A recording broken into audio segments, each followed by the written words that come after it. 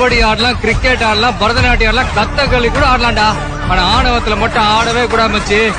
அப்படி ஆடினான்னு வச்சுக்க அவன அந்த பல்ட்டி தான். இப்போ